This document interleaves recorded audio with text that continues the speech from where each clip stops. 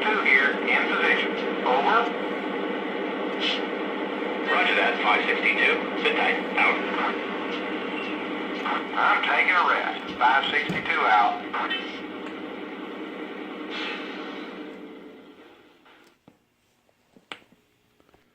Hey guys, what's going on? It's Matt, channel 943. In today's video, I have delivery number 11 here on the PRR Keystone. Since the last time you guys saw the layout, I've done some work to it, and I'll show you guys that in a minute. But also, I've been doing some plan work because I'm going to add in an upper level for my passenger trains, and I'll talk about that in a minute. Also, excuse my voice, I'm a little sick. So, first I'm going to show you guys some new trains I got for Christmas. I got the Santa Fe Dash 8, which I've already done a review on. It's really, really nice. Then I got the New York Central F7 ABA. It's really nice. And I have not done a review on that yet, although I will get to that soon. And then I also got a 3-pack of Vision Line reefers, which I already had the Santa Fe's, and I got another set. My dad pre-ordered them for me back when the catalog was issued. That was the 2015 Volume 1, I think it was, catalog. So he pre-ordered those, and not knowing that I already ordered the Santa Fe's. So personally, I don't care. So I've got 6 of the Santa Fe's and then 3 of the PFEs.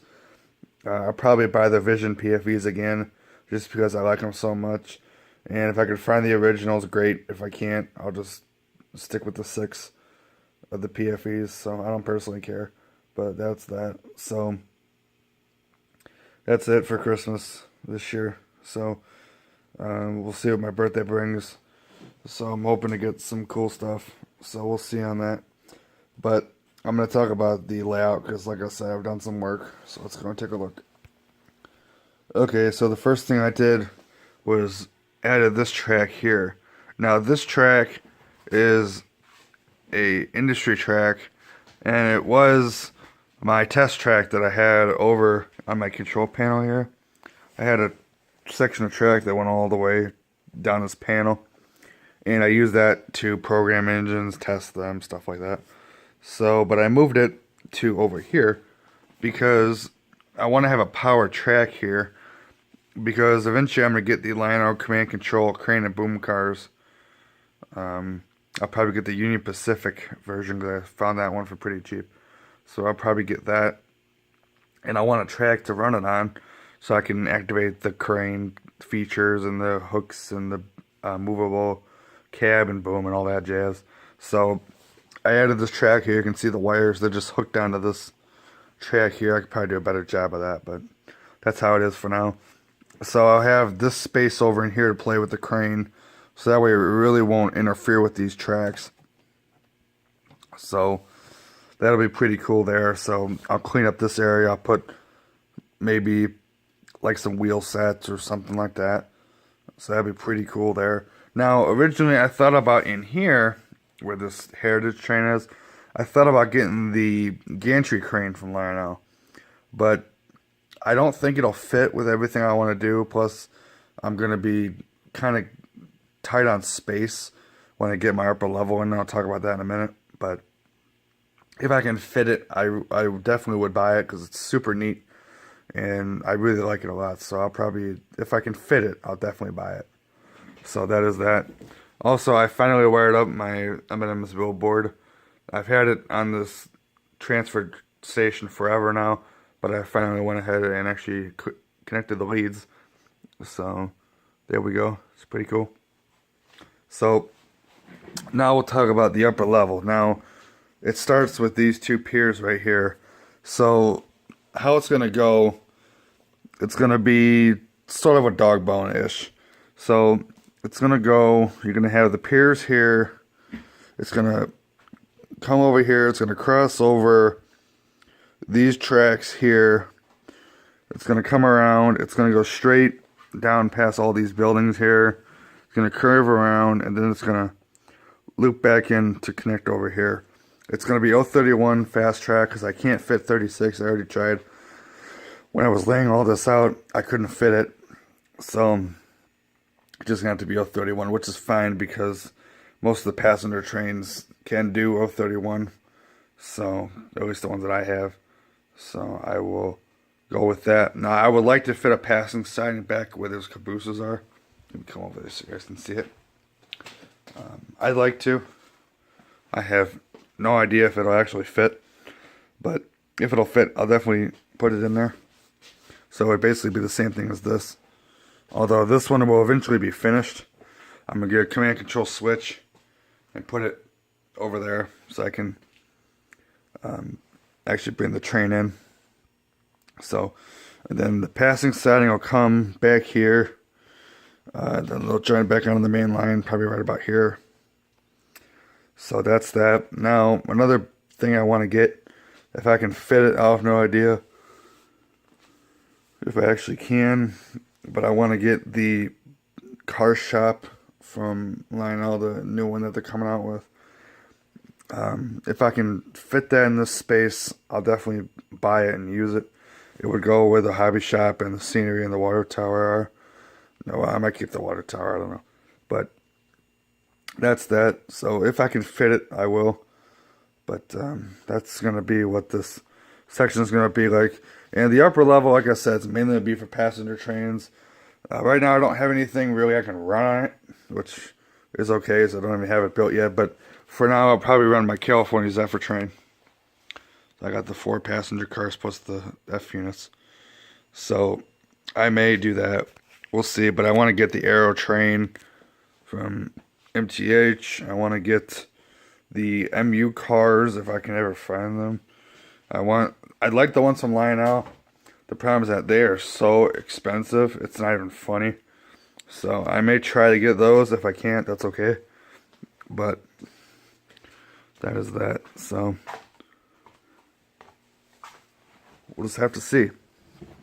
So what I'll do now is I'll pull up the new catalog. Now this is old news now, but I'll still show it to you guys anyway. As I ordered some stuff out of here, we'll show that to you right now.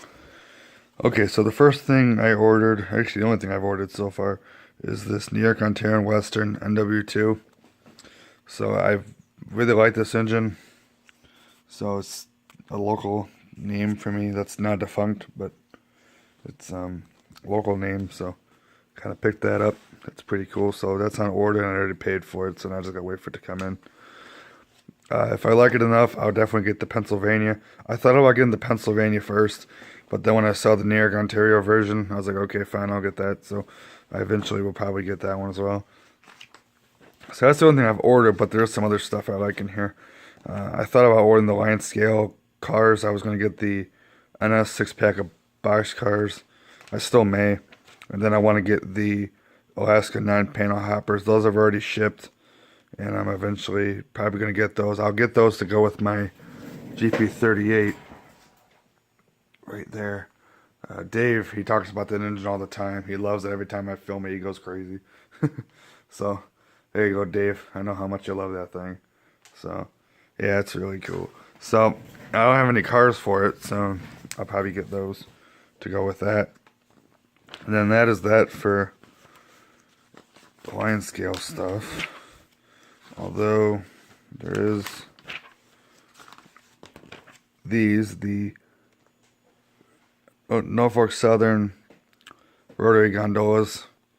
I'll get the 4-pack, and then I'll probably get the other sets they made last year. I know they made some other ones, so I'll probably try to pick those up if I can. So that's going to be that as far as the rolling stock. And then I'll jump to accessories here, because there's some accessories that I like.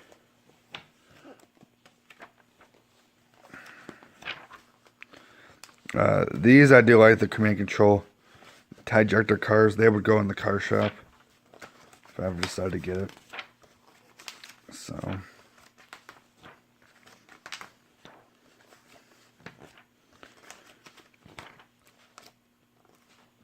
if I can fit it, I'd like a smoke fluid loader. Although I'm perfectly content with just taking the bottle of smoke fluid and putting it in my train. So that, I mean, I'd like one, but I don't know if I ever get it. There's my gantry crane I was talking about. I don't know. The thing that bothers me about it, I mean, I know it isn't a super huge issue. I wish the boom went up and down, with the command remote. It doesn't. You actually have to use the little wheel on the back, which that's okay, I guess. Personally, I really wish it could have been controlled through the remote, but I mean, it's not really a deal breaker. The deal breaker for me would be space, but if I can, like I said, if I can fit one, it's mine. So here's the car shop. This is it right here. Now, what I want to do, and this is the part where the space constraint might come into play, is I want to have tracks on either side of the car shop. Like if I have the car shop here, I want to have a track on either side of it. I would have one. I'd have one for the actual bay track that the cars go into in the shop itself. Then I like to have a track on the other side for a switcher, and then maybe a track on the other side for like MOW equipment like that tie ejector. But I have no idea if I'll even be able to fit all that. Plus, I would need a whole bunch of switches to connect all this. So it would be quite the undertaking, especially with this upper level like I want. So it's going to be something, but like I said, if I can fit it, it's definitely going to happen. So that's pretty neat. I will probably end up getting that. Maybe I might get the office building too, but I want to get the car shop first. And that's basically it for accessories. I don't have enough steam engines to justify use of a cooling tower, otherwise I'd buy one. So, but that is that.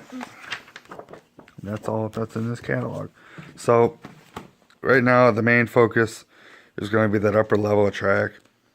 I really want to start that and get it going because it's a big deal to me. So, and then I'll start getting some passenger trains and stuff like that to run up on top. And I'll also probably order that NW2 again because I have a feeling I'm going to like the New York, Ontario version. So, we'll see on that. But that's basically wrap it up for this video, guys. I'll see you. Have a good one.